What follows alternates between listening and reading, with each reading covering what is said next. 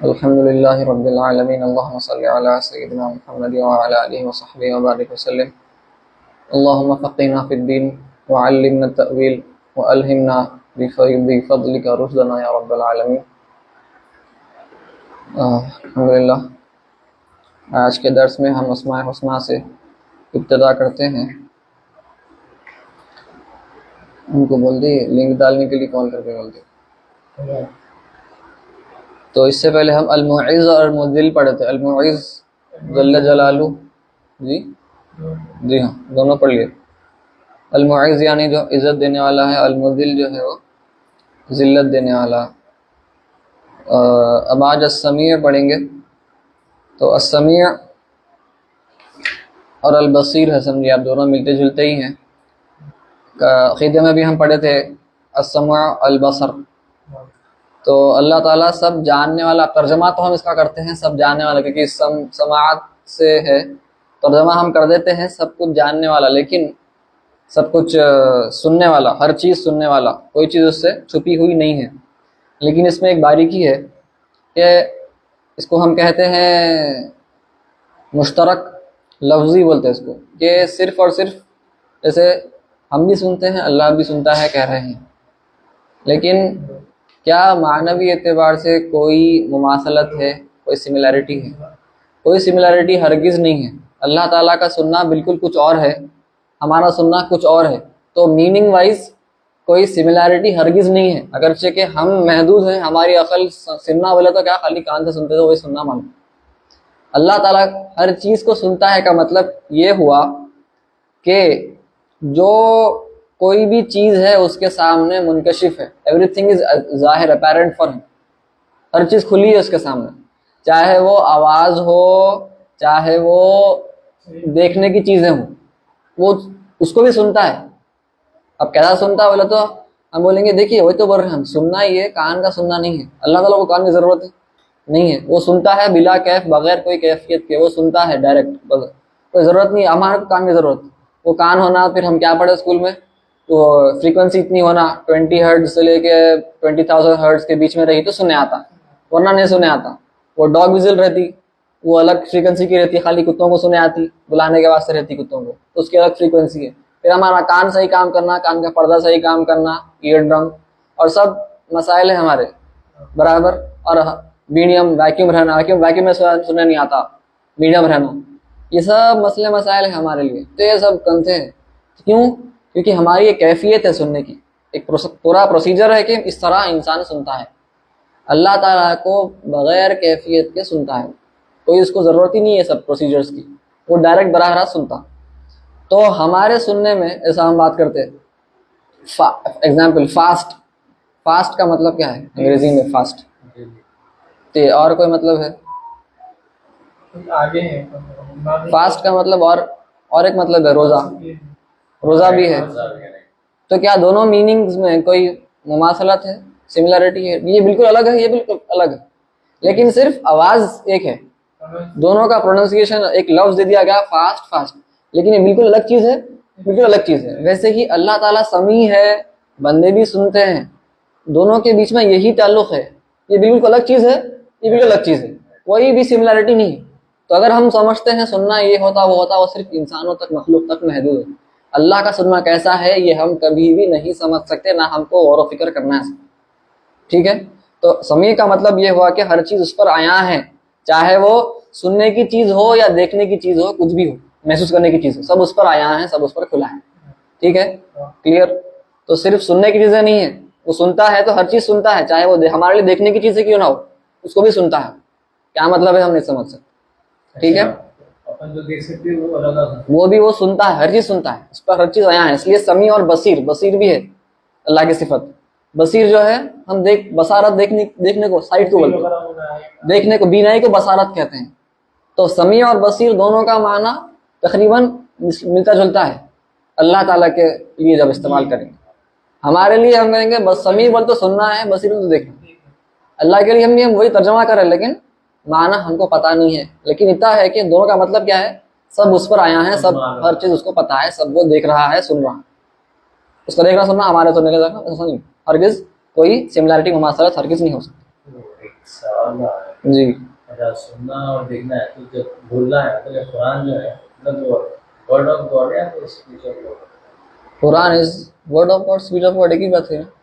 Word of God مطلب جیسا آپ السلام کے تھرو اتارا گیا قرآن، تو قرآن اتارا گیا ہے یا پھر آپ السلام سنے؟ الگ الگ طریقے تھے اس کے، وحی نازل ہونے کے الگ الگ طریقے ہیں. ڈائریکٹ بھی نازل ہوئی وحی، تبھی نبی اسلام بھی لکھے. موسیٰ علیہ السلام کے اوپر ڈائریکٹ مطلب سنایا گیا، ڈائریکٹ حضرت ڈائریکٹ سنائی بھی دیا ہے، اور ڈائریکٹ حضرت جبرائیل علیہ السلام کے ذریعے بھی آئی. الگ الگ ذرائع ہیں اس کے. تو رخت طاری ہوتی تھی، رخت ایک قسم کی ایک وزن حضور پر طاری ہوا. ایک بار ایک صحابی بھی حضور کے گود میں لیٹے ہوئے تھے، یاد نہیں ہے نام میرے کو ایگزیکٹلی، ہو سکتا ہے آپ جو فرما رہے ہیں. تو وہ صحابی بالکل ایک وزن محسوس کیے. تو قرآن میں بھی ہے، دیکھیے آپ، لو انزلنا القرآن علی جبل، اگر قرآن ہم پہاڑ پر نازل کرتے تو وہ آگے پورا ٹوٹ جاتا. تو وہ وزن حضور صلی اللہ علیہ وسلم پر نازل ہوا ہے، تو پھر ہمارے لیے پھر آسان ہو گیا پڑھنا، ورنہ ہم تو قابل نہیں ہیں. تو الگ الگ اس کے موڈز ہیں. آپ علوم القرآن کی کتابیں پڑھ سکتے ہو جا کے، علوم القرآن کی کتب ہیں علوم القرآن کی، تو اس میں الگ الگ وحی کے اقسام ہیں، کیسے کیسے نازل ہوئی وحی.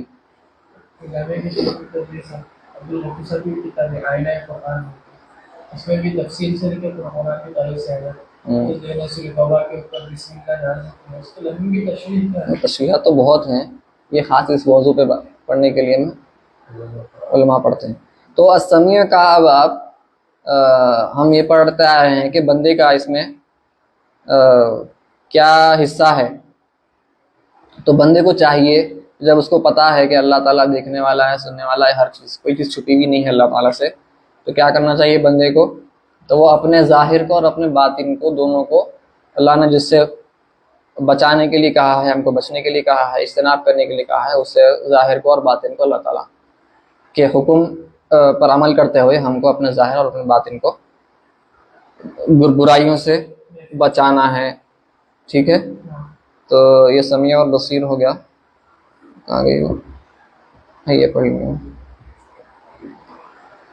ایک آج کی دعا، ایک دعا ہر وقت پڑھ رہے ہیں، ایک دعا روزمرہ کے دعاؤں میں صبح شام کے. یا حی، ہاں امام نووی کے اذکار ہے، کتاب الاذکار. یا حی یا قیوم بکا برحمتک، یا بکا بھی ہے، بکا استغیث اصلح لی شأنی کلہ ولا تکلنی الی نفسی طرفۃ عین. دیکھیں بھائی، آپ جو پڑھتے پڑھیے، لیکن علماء نے یہ بھی دعائیں، یعنی حدیث سے ہے. یہ کتاب کی خاصیت کیا بولا تھا؟ کتاب الاذکار امام نووی کی کیا ہے؟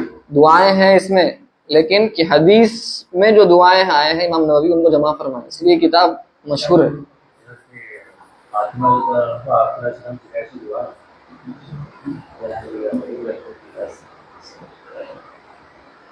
تو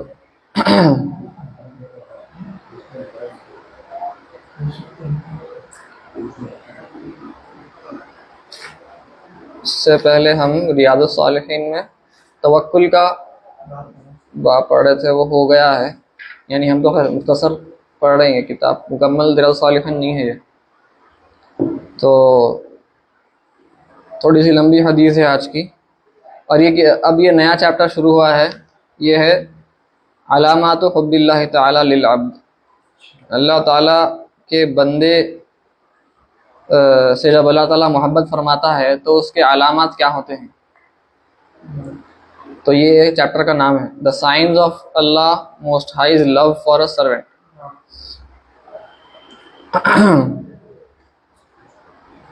تو پہلی حدیث ہے، اور دیکھیے اللہ تعالیٰ کے محبوب بندے بننا ہے تو سب سے پہلے ہم کو نبی کریم صلی اللہ علیہ وسلم کی پیروی کرنا پڑتا. اسی سے معلوم ہوتا کہ کیسے بنتے ہیں اللہ کے محبوب بندے، یعنی ولی اللہ سمجھے آپ. ٹھیک ہے، تو قرآن میں آیا ہے کہ اعوذ باللہ من الشیطان الرجیم قل ان کنتم تحبون اللہ فاتبعونی یحببکم اللہ ویغفر لکم ذنوبکم واللہ غفور رحیم، کہ اگر تم اللہ سے محبت کرتے ہو تو تم میری اتباع کرو، اللہ تم سے محبت کرے گا اور تمہارے گناہوں کو معاف فرمائے گا. اللہ بے شک بہت چھپانے والا رحم فرمانے والا ہے, گناہ معاف فرمانے والا ہے اور رحم فرمانے والا ہے. تو یہاں پر دیکھیے آپ, حضرت ابو ہریرہ رضی اللہ عنہ سے مروی ہے, اور یہ حدیث جو ہے ہم اکثر سنتے ہیں, مکمل نہیں سنتے ہیں, اور یہ حدیث قدسی ہے.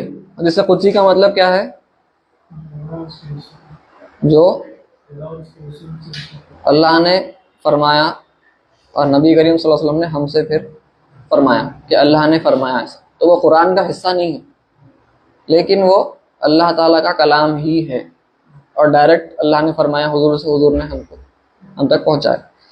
تو قال رسول اللہ صلی اللہ علیہ وآلہ وسلم ان اللہ تعالی قال, اللہ نے فرمایا سبحانہ و تعالی, من عادى لي وليا فقد آذنته بالحرب.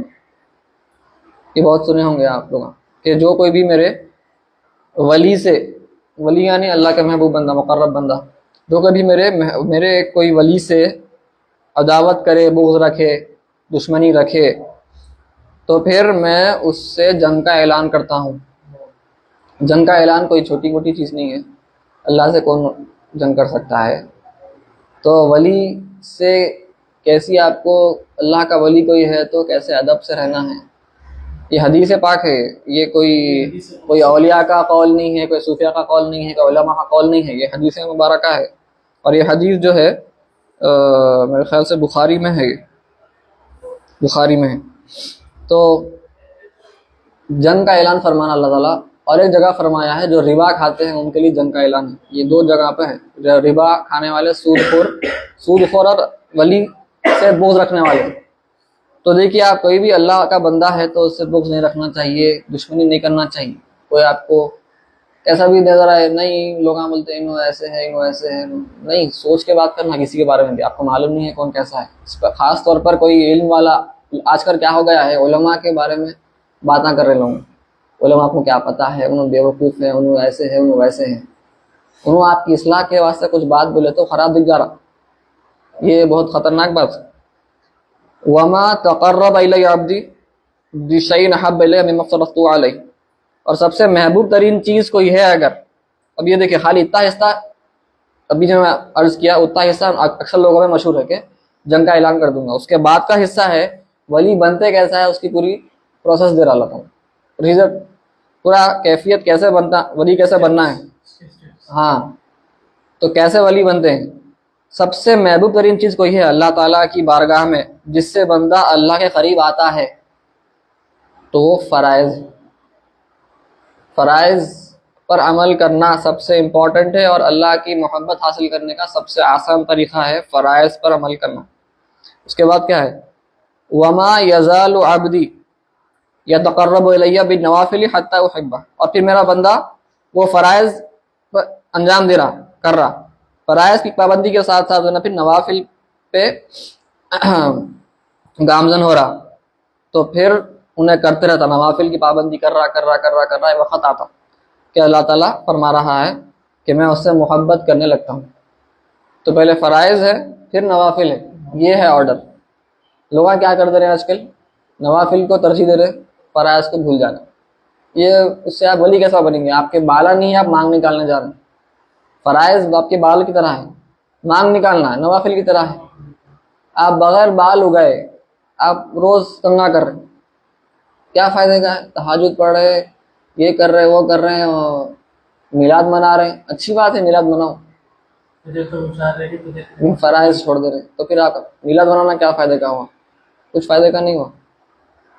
فَإِذَا أَحْبَبْتُهُ, یا عرس منا رہے ہیں, جو بھی ہو, وہ بھی عرس مناؤ, اچھی چیز ہے, خراب چیز نہیں ہے. لیکن اصل یہ مت بھولو, اصل دین کی اصل کو مت بھولو. دین کو آپ نوافل کو آپ فرائض بنا دے رہے. کوئی اگر 11ویں نہیں کرا تو اس کو بول رہے نہیں, بھٹک گیا شاید, آپ نماز نہیں پڑھ رہے. وہ نقدی آپ کو ایسا بولنے کا. خیر, فَإِذَا أَحْبَبْتُهُ, اور جب میں اس سے محبت کرنے لگتا ہوں تو پھر میں كُنتُ سَمْعَهُ الَّذِي يَسْمَعُ بِهِ, اور تو پھر میں اس کی سماعت بن جاتا ہوں جس سے وہ سنتا ہے. وَبَصَرَهُ الَّذِي يُبْصِرُ بِهِ, اور اس کی میں بصارت بن جاتا ہوں جس سے وہ دیکھتا ہے. وَيَدَهُ الَّتِي يَبْطِشُ بِهَا، اور اس کا میں ہاتھ بن جاتا ہوں جس سے وہ تھامتا ہے یا وہ مارتا ہے. وَرِجْلَهُ الَّتِي يَمْشِي بِهَا، اور اس کا میں پیر بن جاتا ہوں جس سے وہ چلتا ہے. وَإِن سَأَلَنِي أُعْطِيَنَّهُ أَعْطَيْتُهُ وَلَئِنِ اسْتَعَاذَنِي لَأُعِيذَنَّهُ، اور اگر وہ مجھ سے سوال کرتا ہے تو میں پھر اسے عطا کرتا ہوں، اور اگر وہ مجھ سے پناہ مانگتا ہے تو پھر میں اسے اپنی پناہ میں لیتا ہوں. اب دیکھیے اس میں آپ اللہ تعالیٰ فرما رہا ہے جب میں اسے محبت کرتا ہوں تو میں اس کی سماعت بن جاتا ہوں. اب اس سے یہ مطلب ہرگز لینے کا نہیں ہے جیسے کہ ہندوؤں کا عقیدہ ہے کہ بندہ اور خدا ایک ہو جاتے ہیں، عجیب و غریب ان کے بالکل کفریہ باتیں ہیں. یہ مطلب نہیں ہے یہاں پہ جو ہے مطلب ہے کہ جب انہیں اتنا محنت کرتا ہوں، ایک زمانہ آتا کہ اس کو محنت کرنے کی ضرورت نہیں پڑتی. یعنی انہیں شروع میں محنت کرتا گناہ سے بچنے کی، نفس سے لڑتا، نفس اس کو للکارتا، شیطان رغلاتا، وسوسے پیدا کرتا، انہیں محنت کرتا گناہ سے اپنے آپ کو روک کے رکھتا. اور دیکھیے علماء یہ فرماتے ہیں کہ گناہ سے بچنا زیادہ اہم ہے یا نیکی کرنا زیادہ اہم، زیادہ امپورٹنٹ کیا ہے؟ گناہ سے بچنا، کیونکہ زیادہ مشکل ہے وہ کام. نیکی کرنا کر لیتے آپ، گناہ سے بچنا، اپنے آپ کو روکنا، دیٹ از مور ڈیفیکلٹ. وہ زیادہ مشکل ہونے کی وجہ سے زیادہ اس کا ثواب زیادہ ہے، اجر زیادہ ہے. تو صوفیہ یہ فرماتے ہیں کہ بندہ محنت کرتا شروع میں، ایک وقت آتا انہیں اتنا محنت کر لیتا کہ اس کی نفس جو ہے، نفس مطمئنہ جو بولتے ہیں صوفیہ، وہاں تک پہنچ جاتی. سورہ فجر میں آخر میں ذکر ہے. تو کیا ہو رہا ہے یہاں پہ؟ جیسے آپ کار چلانا سیکھتے شروع میں آپ محنت کرتے، گیئر بدلنا نہیں آتا، گاڑی آف ہو جاتی، یہ ہوتا وہ ہوتا، بائک پہ بھی ہوتا ایسا. لیکن ایک وقت آتا آپ بات کرتے کرتے چلاتے گاڑی، اس کو بولتے سیکنڈ نیچر، بولتے ہمارے انگریزی میں سیکنڈ نیچر. تو ایک چیز ہیبیچولی آ گئی تو آپ کے فطرت میں ویسا ہو جاتا ہے. اصل میں تو نہیں تھی وہ فطرت میں، نیچرلی فرسٹ نیچر بولتا. جیسا بچہ پیدا ہوتا ہے، دودھ پیتا بچہ ہے، ابھی تولد ہوا، اور بچے کو کون سکھائے کہ دودھ پینا کیسا، چوسنا پڑتا، وہ خود پی لیتا. تو اس کا نیچرلی اس میں فطرتاً اس میں وہ چیز ہے، اس کی صفت ویسی ہے کہ وہ اس کو معلوم ہے کہ کیا کرنا ہے. یہ آپ کا نیچرل فرسٹ نیچر ہے. لیکن کچھ ایسے چیزیں ہوتے ہیں جو آپ کے اندر نیچرلی نہیں ہوتے، لیکن آپ محنت کر کے پیدا کرتے ہو وہ صفات کو. تو یہ اس میں سے کار چلانا سیکھے آپ، وقت آتا آپ بغیر سوچے سمجھے چلاتے گاڑی بات کرتے ہوئے. ویسے ہی گناہوں کا مسئلہ بھی یہی ہے. نفس آسان ہے، نفس کو محنت کرنا، لوگ سمجھتے ہیں کہ نفس کو کیا ہے، گناہوں سے روکنا بہت مشکل ہے. ایسا نہیں ہے.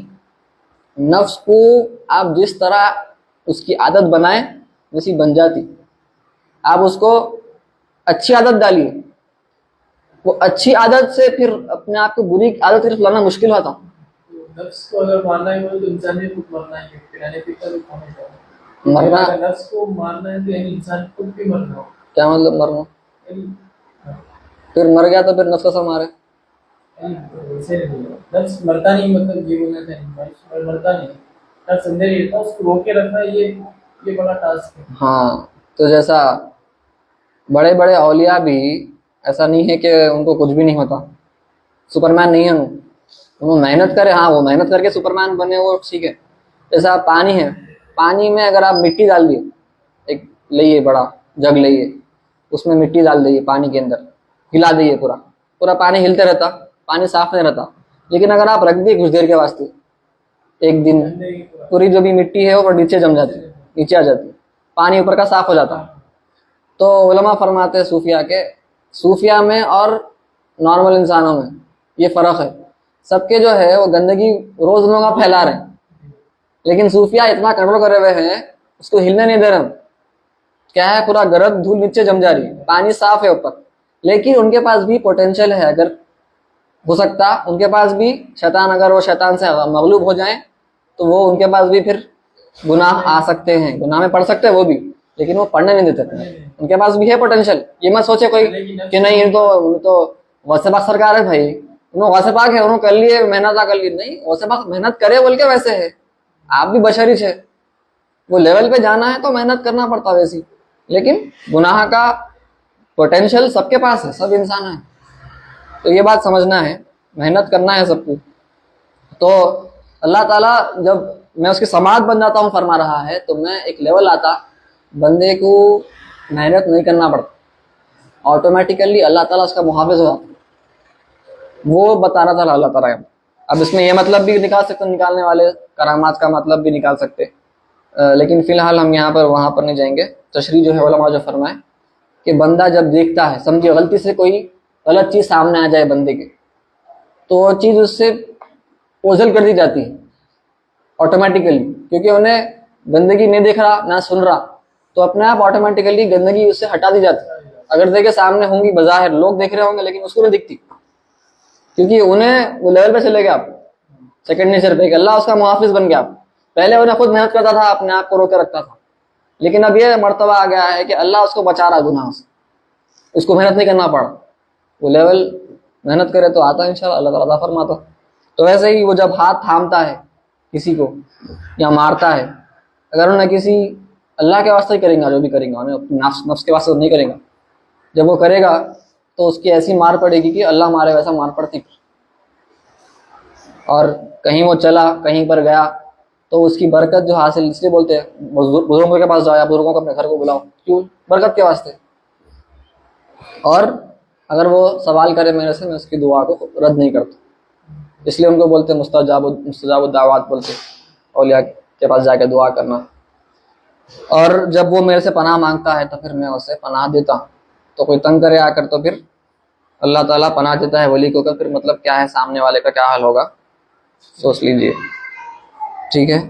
تو یہ بہت تشریحات تو بہت ہیں اور وقت نکل جاتا، بیسک ہم بنیادی طور پر پڑھنا چاہ رہے ہیں۔ امام غزالی کے پاس ہم پڑھ رہے تھے کہ مغرب کے وقت کیا کرنا ہے، پڑھنا چاہتے ہیں۔ قال المصنف رحمہ اللہ تعالی ونفعنا بعلومہ فی الدارین آمین۔ تو مغرب آپ فرمائے تھے کہ آپ ذکر و اذکار استغفار میں رہنا، آپ استغفار میں رہنا سورج غروب ہوتے وقت۔ وعلیکم السلام۔ تو امام غزالی فرماتے ہیں فَإِذَا سَمِعْتَ الْأَذَانَ، جب آپ اذان کو سماعت کریں، یعنی مغرب کی اذان کو، تو جواب دیجیے فَأَجِبْ وَقُلْ بَعْدَهُ اللہم انی اسألک عند اقبال لیلک وادبار نہارک وحسن صلاتک واصوات دعاتک۔ وہ پوری دعا جو ہے آپ لوگ یہ الگ دعا دیے ہیں، وہاں پر آپ کو جو دعا یاد ہے اذان کے بعد دعا، وہ دعا پڑھ سکتے ہیں۔ خصوصاً اس میں کیا ہے کہ نبی کریم صلی اللہ علیہ وسلم کو جو مقام محمود ہے اور وسیلہ ہے، اس کا عطا کرنے کی جو دعا ہے وہ دعا پڑھیں۔ ثم صلی الفرض بعد جواب الاقامت، اقامت کے جواب دینے کے بعد آپ فرض ادا کیجئے۔ وصلی بعد ذلک قبل ان تتکلم رکعتین۔ اب دیکھیں شوافی کے پاس جو ہے سنتاں ہے، ان کے پاس، ہمارے پاس نہیں ہے، نماز فرض نماز سے پہلے۔ لیکن یہاں پہ انہوں نے ذکر نہیں فرمائے، فرض نماز کے بعد ہی 2 رکعت پڑھنے کا فرمائے ہیں شوافی کے پاس، لیکن ہے کہ نماز پڑھ سکتے ہیں۔ ہمارے پاس جو ہے مکروہ تنزیہی ہے حنفیوں کے پاس، فرض سے پہلے ہم 2 رکعت پڑھنا مکروہ ہے ہمارے پاس۔ لیکن اگر آپ کو شوافی کے پاس ہیں تو آپ ذکر و اذکار میں مشغول رہیے، کوئی مسئلہ نہیں ہے۔ 2 رکعت کوئی اگر 2 جگہ بھی مطلب یوز کر رہے، شوافی بھی فالو کر رہے ہیں، کر سکتے نہیں۔ ہمارے ایک دوست ہے، انہوں نے نماز پڑھے تو پوری ایسی شوافی ہے، لیکن باقی کے دوسرے کام میں حنفی کے ساتھ کون سے کام؟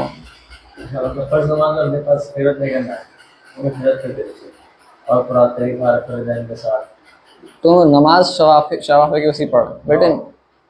لیکن باقی دوسرے اتنے مسائل رہتے ہیں۔ کون سے مسائل؟ جیسے وضو وضو کیسا کر رہے ہیں؟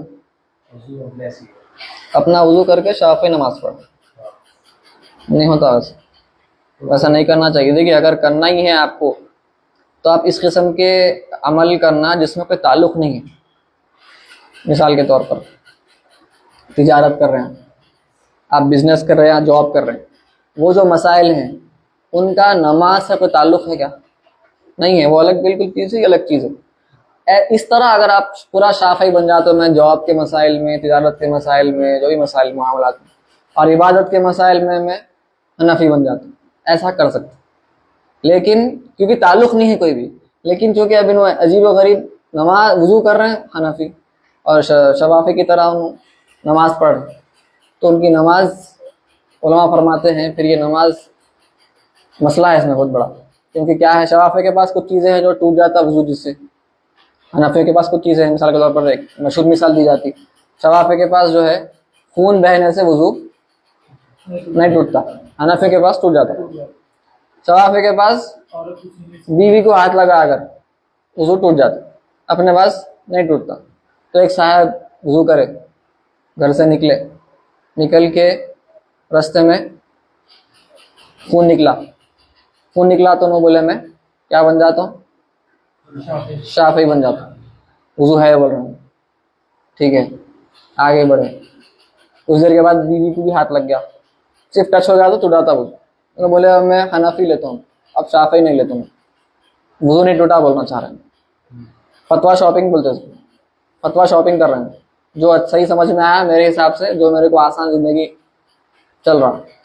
تو کیا ہوا، ابو جا کے نماز پڑھ لی، نماز ہوئی ان کی، کیوں؟ کیونکہ انہوں یہ سوچے کہ میں وضو میرا نہیں ٹوٹا بول رہے ہیں۔ لیکن اور ایک پہلو سے دیکھیں آپ، پہلے حنفی بن گئے پھر شافعی بن گئے، انہوں بول رہے ہیں میرا وضو نہیں ٹوٹا۔ لیکن آپ اگر غور کریں، دونوں حنفی اور شافعی کے حساب سے، دونوں کے حساب سے وضو ٹوٹ چکا ہے۔ تو انہوں جو سوچ رہے ہیں غلط سوچ رہے ہیں، کیونکہ انہوں عالم نہیں ہے، اس قسم کی غلطی ہوگی ان سے، نماز ہوتی نہیں ان کی۔ تو ہم یہ ہاں، تو نماز سے جو تعلق ہے، طہارت کے مسائل کا تعلق، اگر پورا صحیح کر رہے ہیں ایک مذہب کے ہو جانا پر، تو پھر ٹھیک ہے۔ اور وہی علماء سے بات کرنا، جا کے انہوں خود عالم نہیں ہوں گے تو علماء سے رجوع کرنا کہ بھائی یہ کر رہا ہوں، میں ڈیٹیلز بتانا پورے، علماء بولے ٹھیک ہے کر سکتے، بولے پھر کرنا۔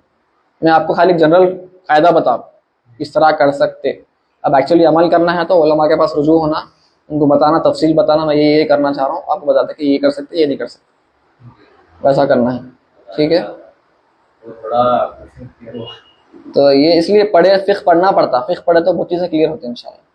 پھر اپن تو ابھی تو 2 رکعت پڑھنا ہے سنت موقدہ نماز کے بعد مغرب کی، یہ راتب المغرب ہے۔ اور پھر اس کے بعد وَإِن صَلَّيْتَ بَعْدَهُمَا أَرْبَعًا تُطِيلُهَا، اگر اس کے بعد آپ پھر اور 4 رکعت پڑھے تو پھر اس کو لمبا کیجئے، فَهِيَ أَيْضًا سُنَّةٌ۔ تو یہ جو ہے صلاۃ اوابین بولتے ہیں، ہمارے پاس 6 رکعت ہے، ایکسٹرا 6 بھی پڑھ سکتے ہیں، یا نہیں تو 2 سنتہ بھی اس میں مل جاتے ہیں اگر نہیں پڑھے تو بھی، لیکن نیت رہنا، تو اس کو صلاۃ اوابین بولتے ہیں۔ ہمارے پاس 6 رکعت ہے حنفیوں کے پاس، جیسے تو صحابہ کرام اور بزرگان دین تو اس کو پورا مغرب سے لے کے عشاء تک پورا ذکر میں اذکار میں گزار دیتے تھے، اپنے پاس 6 رکعت فقہی اعتبار سے بتاتے ہیں، ورنہ اس کے آگے بھی بہت کچھ پڑھ سکتے ہیں۔ وَإِنْ أَمْكَنَكَ أَنْ تَنْوِيَ الْاعْتِكَافَ الْعِشَاءَ وَتُحْيِيَ مَا بَيْنَ الْعِشَاءَيْنِ بِالصَّلَاةِ فَقَدْ، تو پھر بہتر ہے۔ دیکھیے اگر آپ کر سکتے ہیں اعتکاف کی نیت کر کے بیٹھ جائیے، نفل اعتکاف مغرب سے عشاء تک بیٹھ جائیے بول رہے ہیں، اور آپ 2 نمازوں کے بیچ میں، عشاءین یعنی مغرب اور عشاء کے بیچ میں جتنا پڑھنا ہے نماز پڑھی، فقط ورد فی فضل ذالک ما لا یحصی، اور کیونکہ اس کے بارے میں بہت سے انگنت روایات آئے ہیں کہ اس کی بہت بڑی فضیلت ہے، اس مغرب سے عشاء تک بیٹھ کے عبادت کرنے کی۔ وہی ناشیۃ اللیل فلینہ اول نشی و صلاۃ الاوابین۔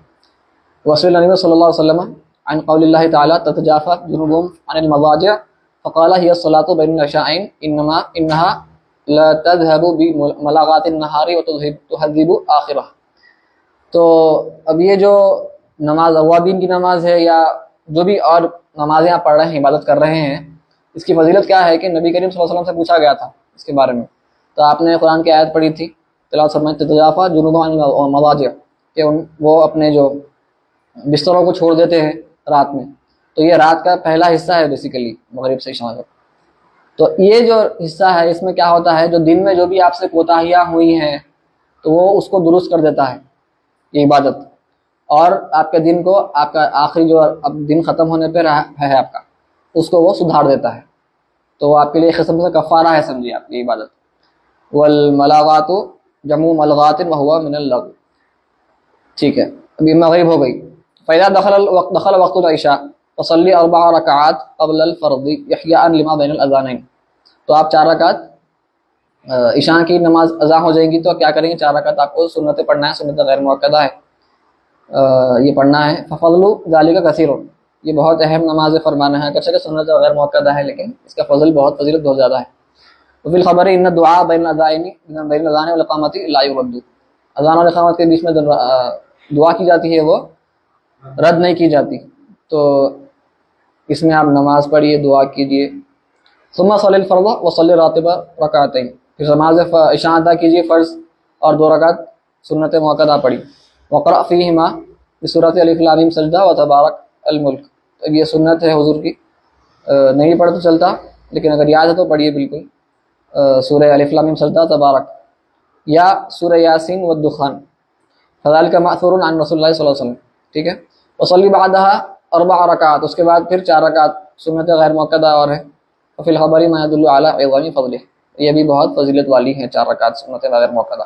سنت غیر موقدہ جو ہے ان کی فضیلت بہت ہے, یہی بتانا چاہ رہے ہیں. ہم کو چاہیے کہ سنت غیر موقدہ بھی ادا کریں. ثم صلی الوتر بعد ذلك ثلاثا, پھر وتر کی نماز ادا کیجیے بتسلیمتین بتسلیمۃ واحدۃ, 2 تسلیمات یا 1 تسلیم. کیا مطلب 2 سلامیات اسلام, یعنی شوافی کے حساب سے پڑھیے, حنفی کے حساب سے کیسا بھی پڑھیے, پڑھ سکتے بول کے فرما رہے ہیں, جو بھی مذہب ہے آپ کا. وکان رسول اللہ صلی اللہ علیہ وآلہ وسلم یقرأ فیہن سبح اسم ربک الاعلی وکافرون وسورہ اخلاص والمعوذتین. تو نبی کریم صلی اللہ علیہ وسلم وتر کی نماز میں سورہ اعلیٰ تلاوت فرماتے تھے, سورہ کافرون, سورہ اخلاص اور سورہ فلق اور ناس. تو ہم بھی پڑھ سکتے ہیں. وَإِن كُنْتَ عَازِمًا عَلَى قِيَامِ اللَّيْلِ, اگر آپ قیام اللیل کا عزم کر چکے ہیں, ارادہ کر چکے ہیں, تو پھر وتر کو آپ آخر میں پڑھیے, یعنی قیام اللیل کے بعد پڑھیے, تاکہ وہ آپ کی آخری نماز ہو. یکون آخر صلاتک باللیل. لیکن یہ کیا ہے, جب آپ کی عادت ہے, اگر آپ کی عادت ہے, آپ روز تہجد پڑھتے ہیں, قیام اللیل کرتے ہیں, تو ایسا کیجیے. ورنہ اگر آپ کو خوف ہے کہ نماز کے لیے میں اٹھ سکتا ہوں کہ نہیں, کی ارادہ کر لیا آپ, لیکن اگر آپ کو پتہ نہیں ہے کہ آپ اٹھ سکتے ہیں یا نہیں اٹھ سکتے تہجد کے لیے, تو پھر آپ پہلے ہی پڑھ لینا وتر. ہوشیار اگر آپ پہلے سے ارادہ کر چکے ہیں تو آپ پھر آخر میں پڑھیے وتر, بہتر ہے. ہاں تو ٹھیک ہے. ورنہ آپ سوچیں کہ میں سو کے اٹھوں گا, پھر آخر میں تہجد پڑھوں گا, پھر وتر پڑھوں گا, خالی سوچ رہے ہیں آپ, اور آپ کی عادت نہیں ہے, تو پھر مسئلہ ہو سکتا. تو بہتر ہے کہ پہلے وتر پڑھ کے سو جائیے, پھر اس کے بعد اٹھیے, اور پھر سے پڑھنے کی ضرورت نہیں ہے. وتر ایک بار پڑھ لیے تو پھر سے پڑھنے کی ضرورت نہیں ہے. ٹھیک.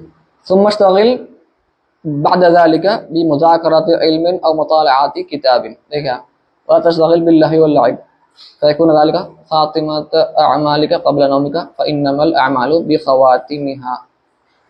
تو پھر آپ یہ نماز پڑھ لیے, عشاء کی وتر پڑھ لیے, اس کے بعد سونے سے پہلے کیا کرنا ہے, جو بھی فری ٹائم ہے آپ کا, اس میں کیا کریں گے آپ, مذاکرۃ العلم, علم کتابہ, آپ کے علمی دوستاں, علم کا مطالعہ کیجیے, وہ ریوائز کریے جو پڑھے, اور جو نیا پڑھنا ہے کچھ تو پڑھیے استاد کے پاس, دوستوں کے پاس, لیکن ٹائم ویسٹ مت کریے. ٹائم پاس, لہو لعب, ٹائم پاس مت کریے الٹے پلٹے بیکار چیزوں میں, غیر مفید چیزوں میں اپنا وقت برباد ضائع مت کیجیے.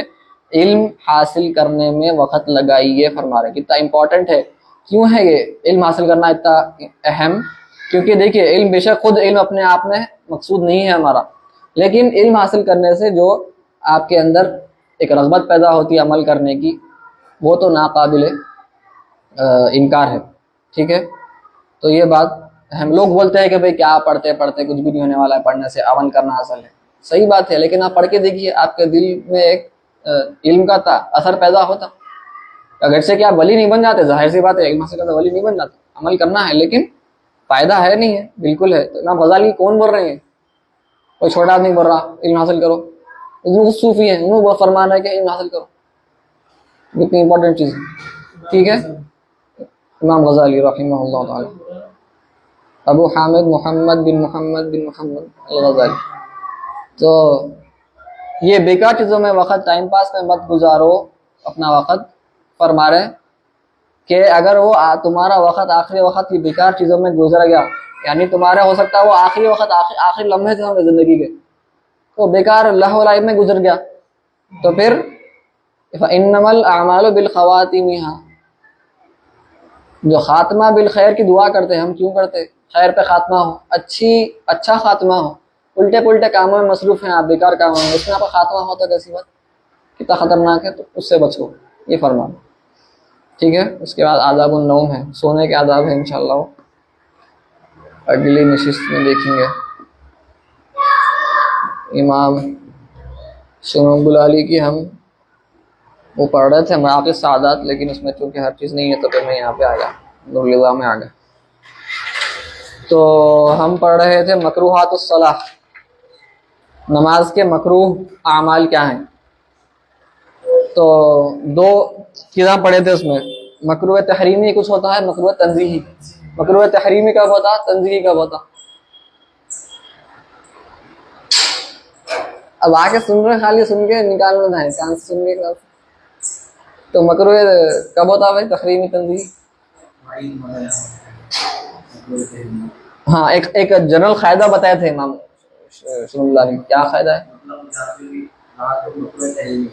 کیا رہا؟ نہیں وہ تو خیر کتاب میں ہے، لیکن اب یعنی ایک عام آدمی کے واسطے بول رہا ہوں، ان کو بولنا ہے کہ بھائی مکروہ تحریمی کیا ہے. وہ تو اوپر اوپر سے قاعدہ کیا ہے، واجب. ہاں واجب ترک ہو گیا نماز کا تو مکروہ تحریمی، سنت ترک ہو گئی تو مکروہ تنزیہی. لیکن اس میں بھی کیسا رہتا، درجے رہتے. اب جیسا اپن فرض میں پڑھے، جب سے ایسا سمجھے یہ فرض ہے سمجھے، اور یہ کیٹیگری ہے واجب. ٹھیک ہے، پھر یہاں پہ کیا ہے، سنت ہے. ٹھیک ہے، تو اب جیسا فار ایگزامپل ہمارے فجر کے دو سنت کیا ہے، واجب کے قریب ہے، لیکن ہم کیا بولتے ہیں اس کو، سنت موقدہ بولتے ہیں. لیکن کیا اس کو آپ بیٹھ کے پڑھ سکتے؟ کیوں؟ نفل نماز سنتیں ہیں، یہ سنتیں. چلو یہاں پہ آپ لکھ سنت موقدہ غیر موقدہ لکھ لیے، تو یہاں پہ ایک چلیے آپ نفل سمجھے آپ. ہاں تو یہ اب اپن بولنے کو بولتے ہیں، لیکن اب ہمارے اس کے علماء فقہ کے واسطے یہ بھی نفل نمازی ہے ایک قسم سے.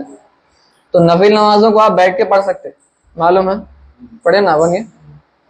نفل نمازوں میں قیام فرض نہیں ہے، تو آپ جو سنتیں پڑھتے نا وہ چاہے تو آپ بیٹھ کے پڑھ سکتے، لیکن نہیں پڑھنا ہے. خالی بتا رہے پڑھ سکتے، ثواب آدھا ہو جاتا. ثواب پورا ہونا نا، نہیں ہونا، پورا ہونا. تو آپ کھڑے ہو کر ہی پڑھیں گے، اگرچہ کہ اجازت ہے بیٹھ کے پڑھنے کی. لیکن فجر کی جو دو سنتیں ہیں اس کو آپ بیٹھ کے نہیں پڑھ سکتے، نہیں ہوتی نماز. کیوں نہیں ہوتی؟ کیونکہ وہ سنت ہے، لیکن یہاں پہ آ رہی انہیں قریب قریب جا رہی.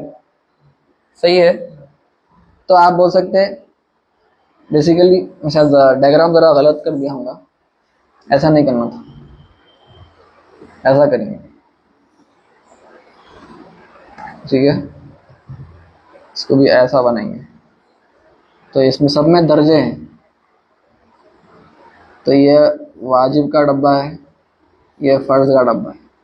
ٹھیک ہے، تو یہ سنت میں، اس میں سنت موقدہ ہے بولتا یہ اوپر جاری، غیر موقدہ ہے نیچے جاری. ٹھیک ہے، تو یہ سنت موقدہ اتنی موقدہ ہے، اوپر ٹاپ پہ جاری کی، اب انہیں بس اب نکل گئے واجب میں کودنے کی کوشش چل رہی. سمجھے آپ، ایسا خود سمجھیے. اس کی وجہ سے کیا ہے، سنت موقدہ فجر کے دو سنت موقدہ کو آپ بیٹھ کر، اگرچہ کہ حکم بول رہے کہ بھائی نفل نماز ہے، سنت ہے، لیکن اس کو آپ نہیں پڑھ سکتے بیٹھ کے. تو درجات رہتے، اوپر نیچے ہوتے رہتا، ویرینگ ڈگریز ہے، شدت کم زیادہ ہوتے رہتی. ٹھیک ہے، ویسے ہی ہم اذان کی بات کر رہے تھے، اذان کا کیا حکم ہے؟ اذان کا کیا حکم ہے؟ سنت موقدہ ہے، لیکن اگر چھوڑ دیے کوئی، عمدن چھوڑے،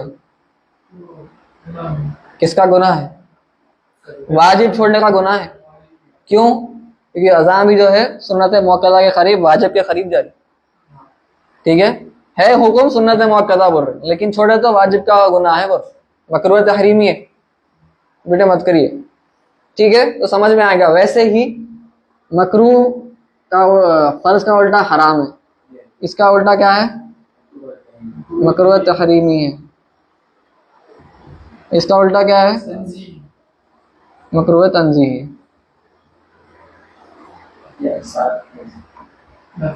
ہاں اطاعت اب اس میں غیر موکدہ کے واسطے اصاعت ہے.